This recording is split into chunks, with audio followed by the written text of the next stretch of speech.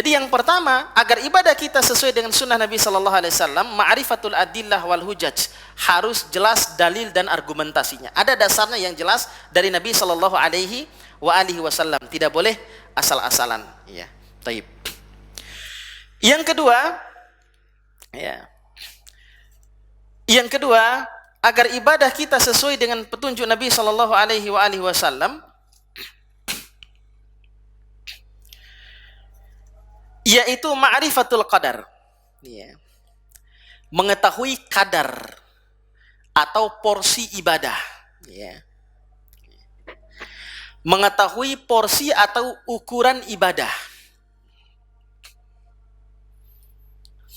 atau mengetahui jumlah ibadah. Contoh, kita harus memahami jumlah rakaat sholat. Subuh 2, duhur 4, asar 4, maghrib 3, isya 4.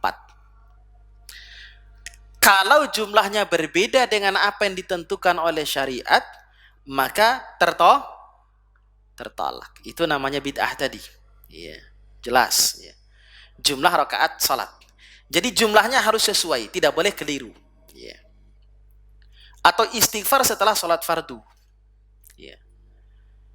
Istighfar setelah salat fardu itu hanya 3 kali. Dengan kalimat astagfirullah, astagfirullah, astagfirullah. Ya. Imam Al-Auza'i, salah satu perawi hadis ini, beliau ditanya, bagaimana Rasulullah sallallahu alaihi wasallam beristighfar setelah salat? Beliau mengatakan, astagfirullah, astagfirullah, astagfirullah, Allahumma antas salam wa minkas salam, tabarakta ya dzal jalali wal ikram. Baru kemudian Nabi berbalik menghadap ke makmum. Jadi hanya 3 kali. Ada ukurannya. Kalau mau yang banyak, ya di luar sholat. Silakan beristighfar sebanyak-banyaknya. Allahumma antas salam wa minkas salam wa ilaika ya'udus salam wa hayyina rabbana bisalam wa adkhilnal jannata daras salam. Itu adalah kalimat yang ditambahkan oleh perawi dalam hadis itu. Namanya adalah idraj. Idraj fil matan. Ada tambahan lafaz di dalam matan yang menambahkan siapa? Perawi hadis. Dan hadis mudraj itu adalah salah satu bagian daripada hadis dhaif. Yang sahih dari Nabi sallallahu alaihi wasallam adalah Allahumma antas salam wa minkas salam, tabarakta ya dzal jalali wal ikram.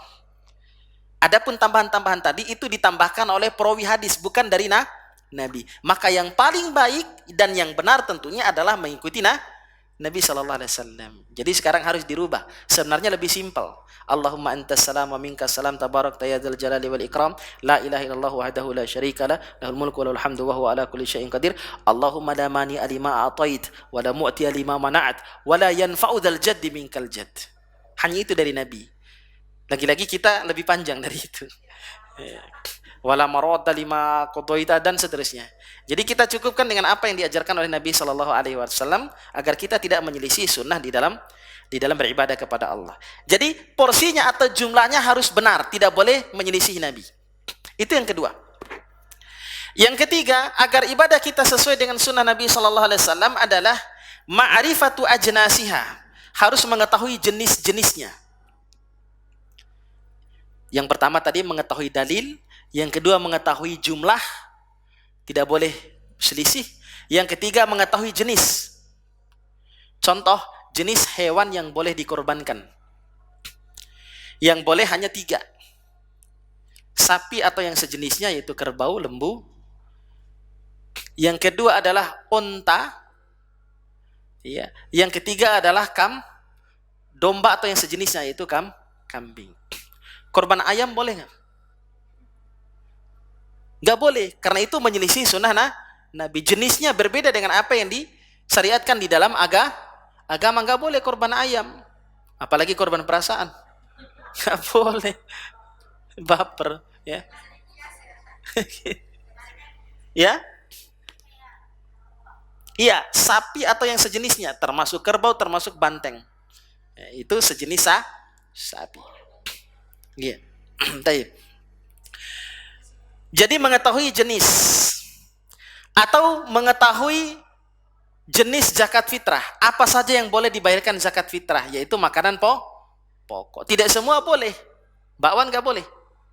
Jadi yang boleh adalah kurma, gandum, atau beras. Atau orang timur sana yang tidak punya beras, dia pakai sagu. Apa yang menjadi bahan makanan pokoknya, itulah yang boleh jenis yang boleh dizakatkan. Jadi jenisnya harus sama, yang ketiga. Yang keempat, agar tidak menyelisih sunnah Nabi SAW, yaitu ma'rifatu awqatiha, harus mengetahui waktunya. Ya, waktunya tidak boleh beda. Contohnya waktu sholat. Waktu sholat subuh ya subuh, sebelum terbit matahari, sebelum matahari meninggi. Ya. Nggak boleh sholat subuh jam 2 siang. Kesiangan amat tuh. Nggak boleh jalan subuh. Kenapa? Itu menyelisih sunnah Nabi, karena tidak sesuai dengan sunnah. Waktu sholat duhur, ketika matahari sejajar dengan kita. Waktu sholat asar, matahari mulai miring. Ketika sholat maghrib, matahari terbenam. Sholat isya mulai masuk malam, dan seterusnya. Ada waktu-waktunya. Inna salata kanat alal mu'minina kitabam mauquta. Salat itu bagi orang-orang mukmin adalah kewajiban yang ada waktu-waktunya. Jadi tidak boleh keliru waktunya. Jangan sholat asar jam 10 malam. Itu salah jadinya. Ya, taib. Kemudian mengetahui waktu haji. Haji itu di bulan apa? Dzulhijjah. Nggak boleh haji di bulan Rabiul Awal. Rabiul Awal aja lah, mumpung Ka'bah sepi. Nggak boleh. Karena Nabi hajinya di bulan Zul. Kemudian yang ketiga, waktu korban. Waktu korban hanya 4 hari, 10, 11, 12, 13 Dzulhijjah. Selain itu tidak ada kurban. Ya. Jadi harus mengetahui waktunya. Yang kelima adalah ma'rifatu amkanatiha, harus mengetahui tempat. Ya. Contoh, haji tempatnya di mana? Di Mekah. Seperti yang saya bilang tadi, nggak boleh haji di Tanah Abang. Sekarang kan kita banyak pulang haji, pulang umroh, bawa oleh-oleh banyak.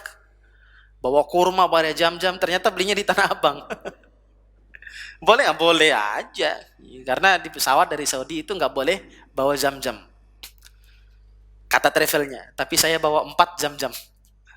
Lolos, alhamdulillah. Ya. Jadi haji itu tempatnya di Mekah. Nggak boleh haji di tempat lain. Ya. Kemudian wukuf. Wukuf itu hanya boleh di Arafah. Nggak boleh wukuf di Madinah. Nggak boleh wukuf di mana lagi? Jeddah. Wukuf itu harus di Arafah. Ya. Apalagi wukuf di Pondok Bambu. Jadi wukuf itu di Arafah. Tempatnya harus benar. Makanya kategorinya kalau tempatnya salah, maka itu akan menyelisih sunnah Nabi Shallallahu Alaihi Wasallam. Sholat itu di mana tempatnya? Di masjid. Kalau sholat di kuburan, jadi salah tempat. Maka itu masuk kategori bid'ah dan menyelisih sunnah Nabi Shallallahu Alaihi Wasallam. Yang keenam, yang terakhir adalah ma'rifatu tartibiha, yaitu harus mengetahui urutan-urutan di dalam ibadah. Kalau mau sholat, kita harus wudhu dulu. Wudhu dulu baru sholat. Ruku dulu baru sujud. Jangan kebalik-kebalik. Ya. Jadi ada urutan-urutannya. Ruku dulu baru sujud. Jangan sujud dulu baru ruku. Itu kebalik. Nah, ini ada selisih lagi, Ustaz. Ini yang mau sujud ini ada yang tangan duluan, ada yang lutut duluan. Ini berantem lagi nih. Boleh dua-duanya. Sama-sama punya dasar. Punya dalil. Mau yang pakai telapak tangan duluan kalau mau sujud boleh. Mau yang pakai lutut duluan juga boleh. Yang nggak boleh itu kepala duluan. Nanti nyungsruk. Kejedot nanti kalau kepala duluan. Yeah. Jadi sama-sama boleh. Jadi harus mengerti urutan-urutan di dalam ibadah. Jadi ini 6 poin agar ibadah kita sesuai dengan petunjuk Nabi Shallallahu Alaihi Wasallam. Karena di dalam melakukan ibadah harus hati-hati, jangan sampai menyelisih sunnah Nabi Shallallahu Alaihi Wasallam karena berpotensi akan tertolak. Fahuwa raddun. Jadi harus jelas dalilnya. Yang kedua adalah harus sama jumlahnya. Yang ketiga adalah sama jenisnya. Yang keempat sama waktunya. Yang kelima sama tempatnya. Yang keenam harus mengetahui urutan-urutan tertibnya di dalam beribadah kepada Allah Subhanahu wa taala. Ini agar ibadah kita sesuai dan tidak menyelisih sunnah Nabi sallallahu alaihi wasallam.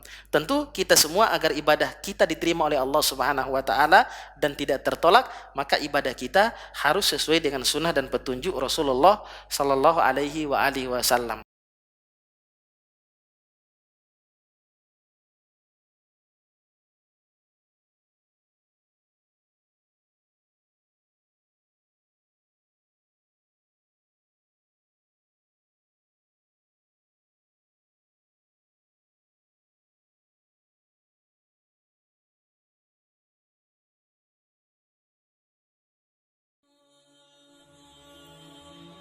Bantu yuk operasional Rumah Dakwah Al-Hujah dan terselenggaranya kajian serta dakwah Al-Hujah dengan menjadi donatur tetap setiap bulan berinfak Rp30.000. Dengan infaknya setiap bulan Rp30.000, insya Allah akan membantu dakwah Al-Hujah dan jadikan ini amalan yang istiqomah yang dilakukan terus-menerus atau kontinu. Allah mencintai amalan yang istiqomah walaupun sedikit.